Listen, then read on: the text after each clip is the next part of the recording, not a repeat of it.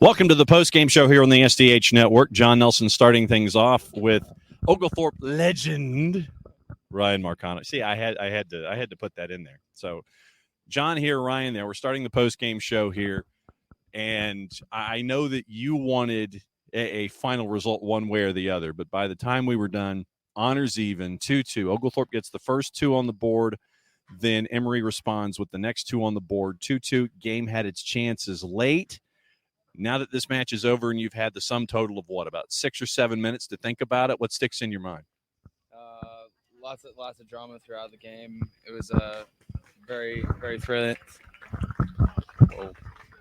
There we go. We'll turn you on. Wow. So what'd you think? Lots of drama throughout the match for sure. Lots of good tackles as we predicted from the beginning of the game. There was a very, very, very thrilling contest between the two teams, and I was very pleased to see.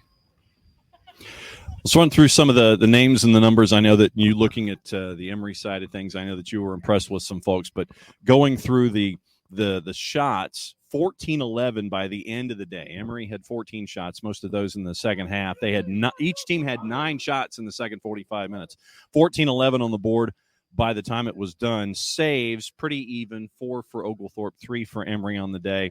Fouls, you knew it was going to be chippy, 22 total, for sure. 12 for Oglethorpe and 10 for Emory. But Emory seemed to come off in the second half and really gain momentum and get a hold of the game. As you said, I really did like the way 14 controlled in the midfield. He came off the bench and did a good job for Emory. In the back, Daniel and Ma was putting in some couple good tackles. In the first half, Oglethorpe got off to a strong start, but I feel like they got a little bit comfortable as they got those first 2 goals, and then they settled in and maybe took their foot off the gas a little bit and let Emory gain momentum going into the second half, making it 2-1. We'll hopefully catch up with Jon Akin in just a little bit to get his thoughts on the whole thing, but it seemed like, as you mentioned, Oglethorpe gets the 2 on the board. Mm-hmm. Emory gets the 1 goal on the board in the 38th. It's 2-1 at the break. Late first half and then early second half, Emory had the momentum, it seemed like, and it was Oglethorpe trying to regain the momentum and try to wrestle the match back from Emory in the second half. Yeah, I feel like the Emory midfield just did a really good job of controlling the ball, the tempo, and getting in different pockets and creating chances and playing good through balls for their wingers to get onto and creating chances as a team. Oglethorpe was definitely still threatening in the second half, more just on counterattack opportunities and things like that. Their wingers were definitely threatening, but in the end, it ended up just staying a stalemate 2-2. Yeah, and you mentioned early on Christian Medina had the opportunity literally in the first 15 seconds of the second 45 to try to get another goal on the board. Then you had that back and forth. We mentioned the goal that happened at 49:01. Then you had Cozine shortly thereafter with his opportunity to the back post.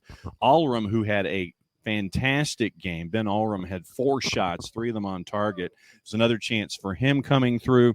Then, once again, that back and forth is there. Oglethorpe ends up with a save in the 26th minute. Then you end up with another header to the back post and a couple of other entries. Yeah. So a couple of guys that stood out, obviously, Christian Medina, J.R. Cozine, and Ben Allram from the Oglethorpe perspective. Yeah, for sure. Those 3, I feel like, are always going to shine in games.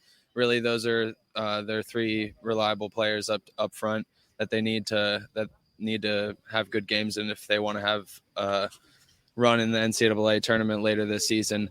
I really think that those 3 players are a key, and if they can stay dynamic and healthy, that Oglethorpe can have a good run later on. Ryan Marcano there, Jon Nelson here. We're breaking down the 2-2 draw with Emory and Oglethorpe. Emory now 8-1-3 on the season, came in ranked number 3 in the country for the first time in 20 years.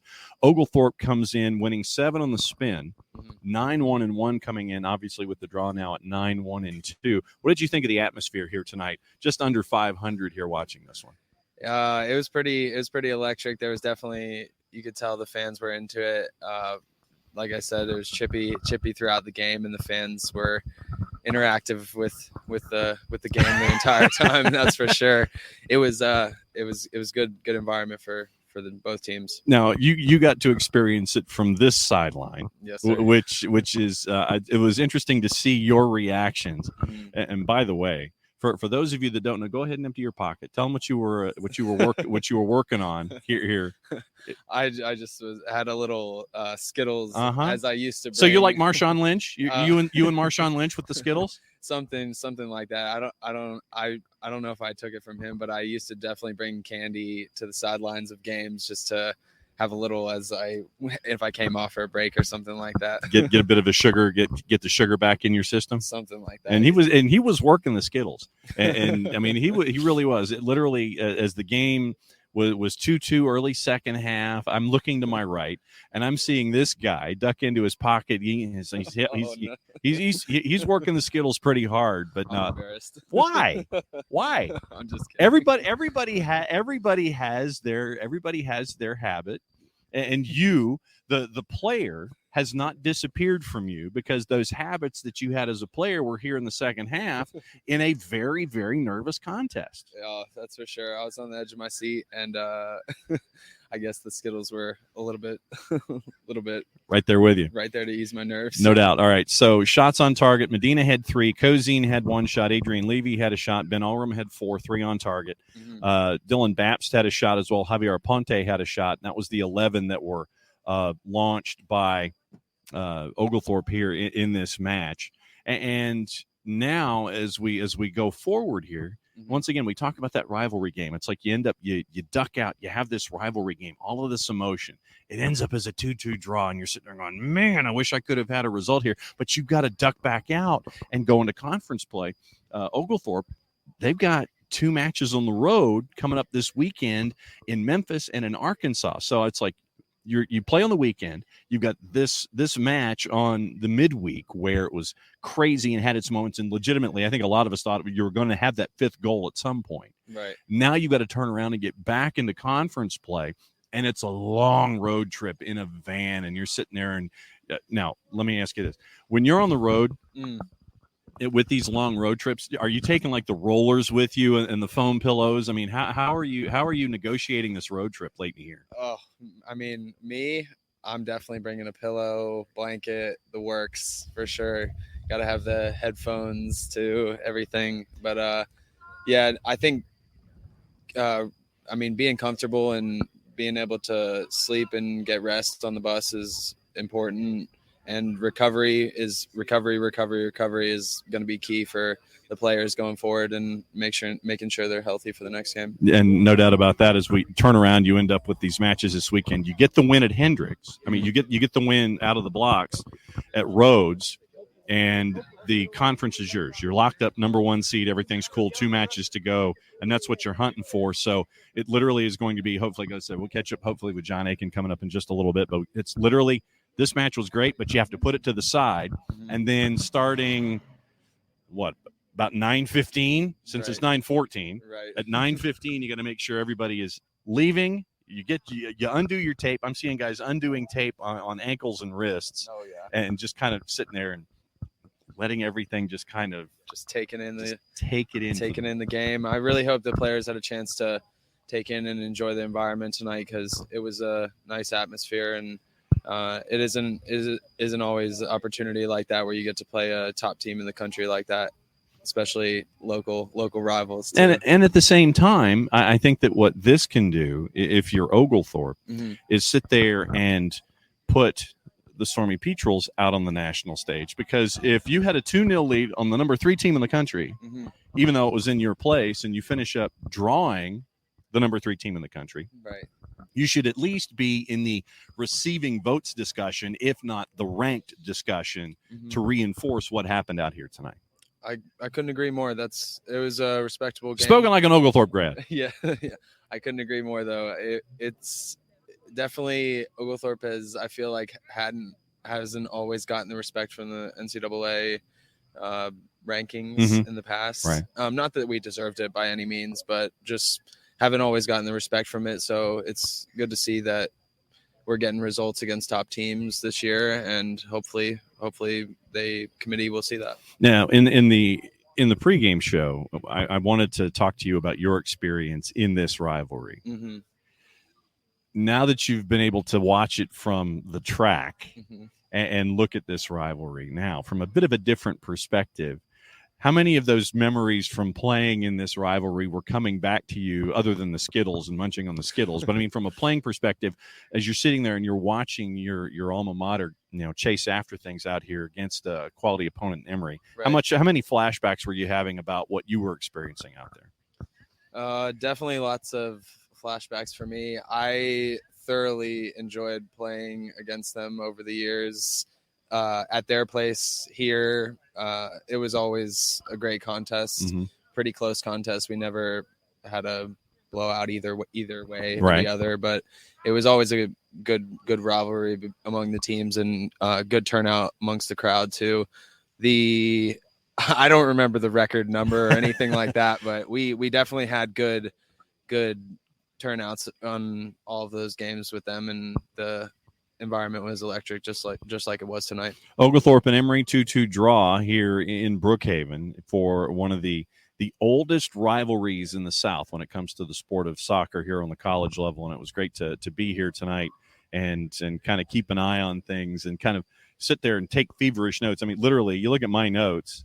Yeah, I've got 2 pages worth of notes on this game. And it's like, and I can only read my handwring, so it's like, and it's like, what did you write down, basically? But this, I see how you work. I see that's good stuff. Like I said, we're kind of keeping an eye on coaches and seeing how things drift.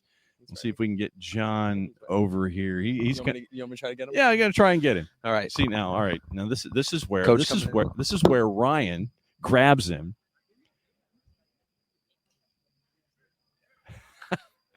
And Ryan, see now, if we had multiple cameras, it would be an opportunity for us to see Ryan basically mugging teammates and other Oglethorpe grads as he's trying to rope Jon Akin into the discussion.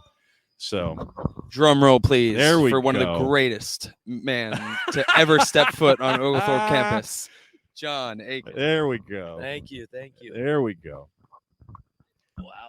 Marcano was carrying both of us. Oh, he's got the personality to do that, no problem. All right. So now that you've had the sum total of 10 minutes to digest what happened out there, if I sat there and I know it's $1 in the jar by dropping a cliche, but it was another Oglethorpe Emory game. Yeah, I mean it was everything you. There's your final stats. You want to take a peek? Final stats. Yeah. Let me get my old man glasses, my readers out here, and all see. Right. What was it? 14-11. Yeah. And as I mentioned to before the game, we're looking to counter and make sure we don't give anything away. They're actually better than I thought, and Corey said that they played a lot better than they thought they were. Mm-hmm. I mean, I think if Ben scores the breakaway to make it 3-0, right, the game's over. Yeah. And then we, our goalkeeper Nico played a ball right to the middle, immediately countered, and then we're 2-1. Some belief, and then bits and pieces on the second goal. They had both their goals were good strikes. I thought maybe savable, but you can't take anything away from it. It was a very even game. You look at this one, and you were kind of thinking that fifth goal was going to be there, especially late with the double corner down here off your right shoulder. You thought that it might have that opportunity at 2-2 for that late chance that was there. It seemed like you had you got to the quarter pole, say the first 20, 25 minutes was you. Then momentum changes. Emory ends up getting most of the first half. Then you had the moment 15 seconds in where it could have been 3-1 right there at the beginning of the second half. Then you end up with Emory getting the goal at 49:01. Right. Then it's like, okay, 2-2. And then for that final little bit, you guys are just throwing haymakers at each other. I know. I mean, they had a couple chances, some deliveries. I mean, they're a big, strong, typical UAA team. Very difficult to deal with. Some set pieces that could have gone in for them, but I thought most of them we defended pretty well. And then we had some chances that I just, we've got to put away.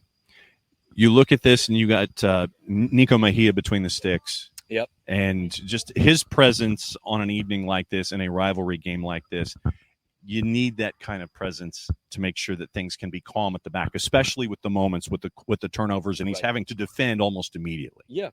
I think candidly, Nico is a very calming presence. He's a very calm person outside the field, and he's been an unbelievable goalkeeper. But I thought that maybe he got a little nervous. It probably didn't appear that way to the normal viewer. Yeah.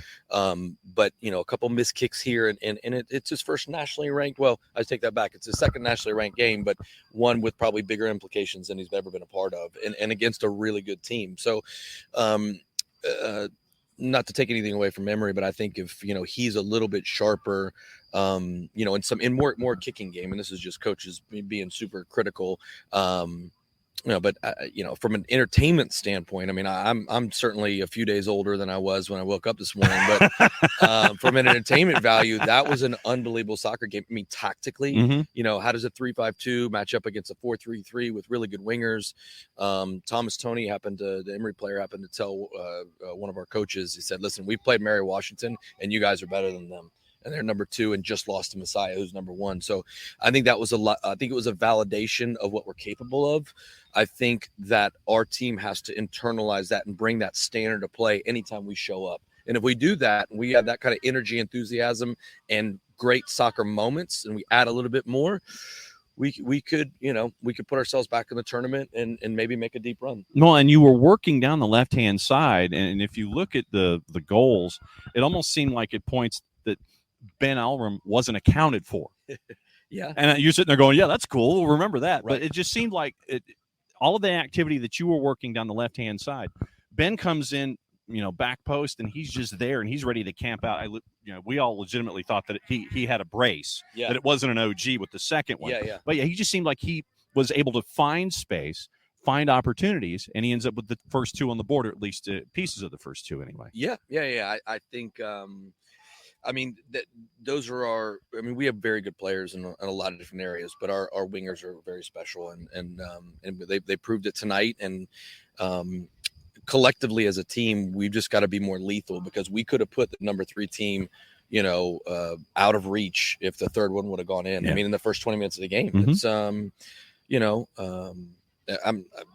disappointed in not collecting all of it, but satisfied with the fact that, hey, if they're putting this team up there, to be number 3 in the country, that we need to be a part of the conversation. I'm not sure we're not, why we're not. I think it has something to do with the strength of schedule, but we've been doing this for a while. Soccer in the South needs to garner some more respect nationally. There are a lot of great teams up in the Northeast, but we've been growing for a while, and Oglethorpe and Emory's rivalry has been going on for 60 something years. In the last 10 years, we've turned up the heat. So I'd like to see both of us getting, the recognition that they've been getting. Yeah, so basically, you're reading my notes. Was the follow-up question was to ask about this idea of you draw the number 3 team in the country, yep, but you're not even in the RVs. Yep. And to me, that seems like, once again, this is not meant to be any kind of a slight toward the Northeast or the West. Sure. And, knowing that D3 in the West, right, you think of all the Muds and all the Claremonts and all that kind of stuff, it's going to be there.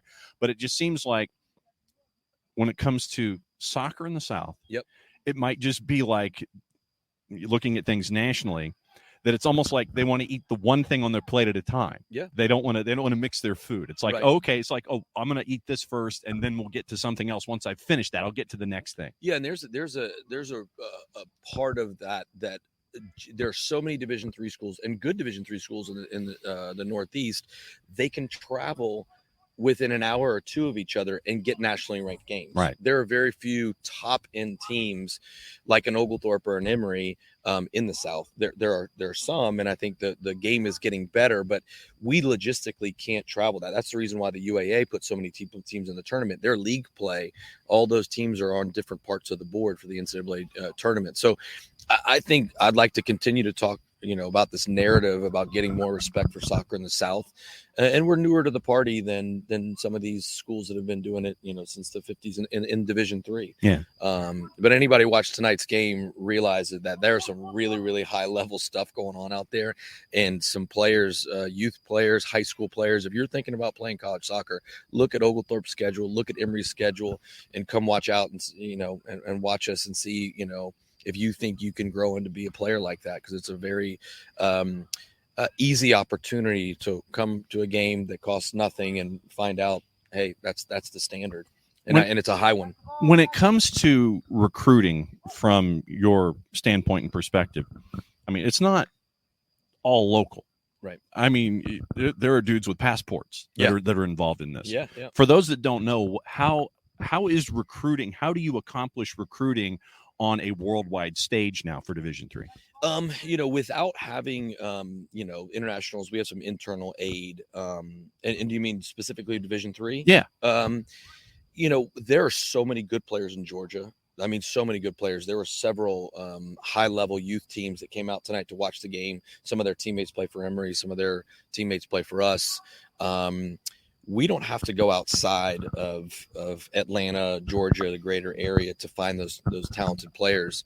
And we try to spend our time here for financial reasons. A lot of kids in state get more aid, right, even at private schools. And it's just about convincing those players who have Division I opportunities that, hey, you can start maybe for us as opposed to waiting on the bench at a really elite Division I school. Right. And, there are players, there's 2 starting 11 teams. I mean, I think Stetson had a kid that started at Emory had a kid that started at Stetson. Thomas Toney, a local guy, is coming in for his 5th year at Emory, was a 4-year starter at Yale. Mm-hmm. We've got guys that were Siena, Binghamton, some transfers. So it's finding the right mix of local Atlanta talent and greater Georgia talent, and then mixing in some of those guys that maybe were a better fit for overall, from the transfer portal. Okay. And that was just a question that I had when it came to figuring out recruiting on a D3 level here in the state of Georgia.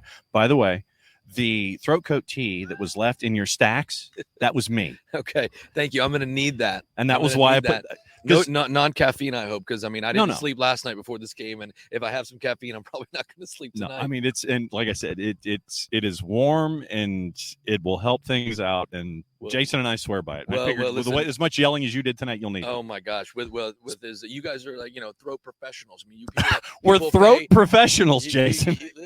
Listen, you use that, and you get you know how to get back on the air quickly, and I think.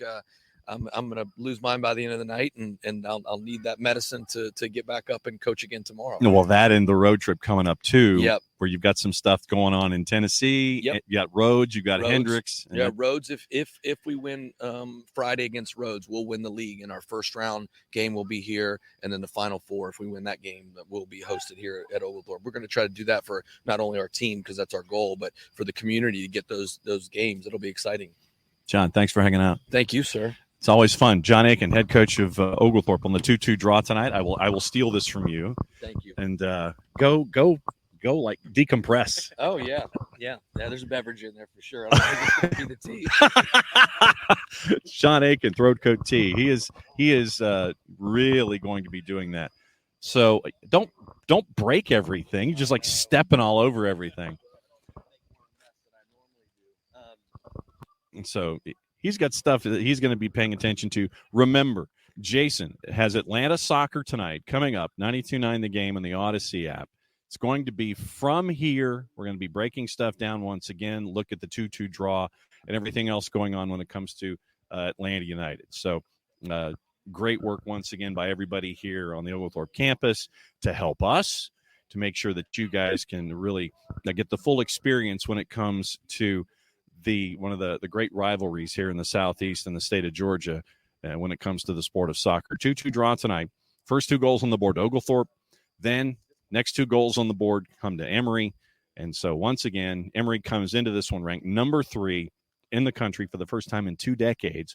Oglethorpe holds them to a 2-2 draw. And you thought that other opportunity might be there for that 5th goal, especially late as we were talking to Coach Akin just a little bit ago. But once again, great statement for soccer in the South and also for rivalries here in the South and especially here in the Atlanta area. So it was a fun one tonight on the Oglethorpe Sports Network, gopetrels.com, and for all of you that were a part of it, however you were listening to us tonight, whether it was here on the SDH app, whether it was on SDH social media channels, or whether it was at gopetrels.com for Jason and the match itself.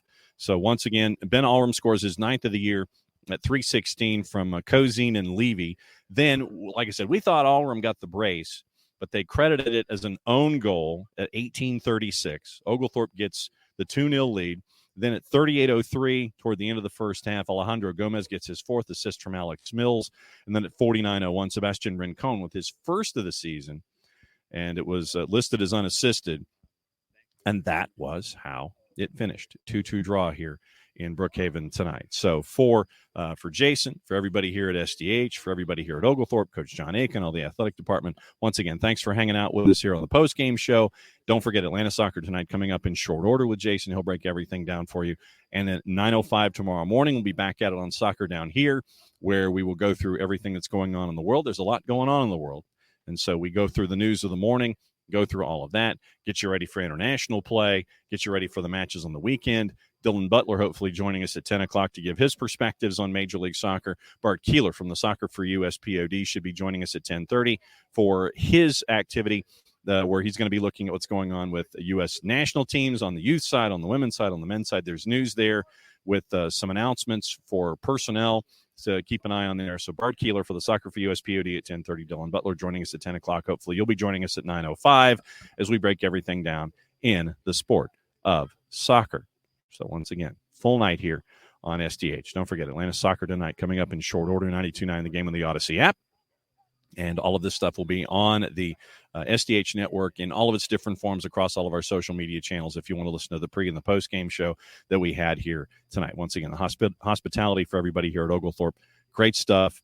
And once again, thanks to everybody there. Thanks to everybody there as I point to the camera for those of you watching on the video side. So for once again, everybody here at SDH, everybody here at Oglethorpe. 2-2 draw tonight, Oglethorpe and Emory. And I'm just Jon saying play it safe, everybody. Enjoy the rest of your evening. We'll be back at it again in short order. We'll be back at it again 9:05 tomorrow morning on the SDH Network. Mucha platiel, play it safe. We'll catch up with you soon.